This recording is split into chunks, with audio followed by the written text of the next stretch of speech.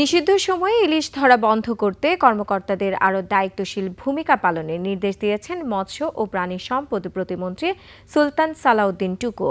সেই সাথে ৩ মাসে খাদ্য সহায়তা বাড়ানোর পাশাপাশি জেলেদের কৃষক কার্ডের আওতায় আনার ঘোষণাও দেন প্রতিমন্ত্রী। আদিত্য মামুনের রিপোর্ট। Lily whipped shea mystic glowing body wash, secret to ultimate glow. গেল অর্থবছরে 5,30,000 মেট্রিক টন ইলিশ আহরণ হয়েছিল, যার বাজার মূল্য 20,680 কোটি টাকা। কেবল ইলিশের সাথে প্রায় 6 লাখ জেলে সরাসরি যুক্ত।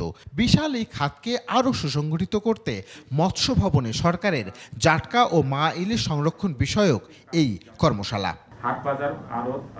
নদীর মোহনায় পলি ডুবোচরের কারণে যাতে ইলিশ রুট পরিবর্তন করতে না পারে সেই সব বিষয়ে তুলে ধরা হয় কর্মশালায়। গবেষণা করে দেখেছি যে প্রতিটা আমাদের যে 87% ক্ষেত্রেই ইলিশের লার্ভি পাওয়া গেছে। প্রজনন ও জাটকা সংরক্ষণে বছরের নির্দিষ্ট সময়ে ইলিশ ধরা বন্ধ থাকে। এ সময় জেলেদের জন্য ভিজিএফ কর্মসূচির আওতায় খাদ্য সহায়তার পরিমাণ বাড়ানো, বিকল্প কর্মসংস্থান এবং প্রশিক্ষণ পরিচালনাকে গুরুত্ব দিচ্ছে সরকার।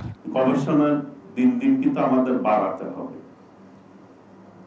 কিভাবে মানুষের সংখ্যা কিন্তু বাড়ছে, চাহিদাও বাড়ছে, কাজে আমাদের এই উৎপাদনের পরিমাণও কিভাবে আমাদের বাড়ানো যায়, পরিবেশের রক্ষা করা যায়। ইলিশ নির্ভর জেলেদের কৃষক কার্ডের আওতায় আনা এবং নানাবিধ সুযোগ প্রদানের আশ্বাসও দেন প্রতিমন্ত্রী। মৎস্যজীবী ভাইয়েরা, আপনারাও কিন্তু কৃষক কার্ড পাবেন।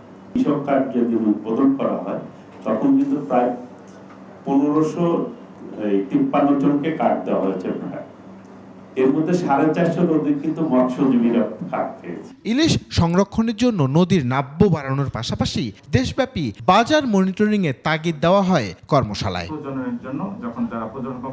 আদিত্য মামুন, 21 টেলিভিশন, ঢাকা।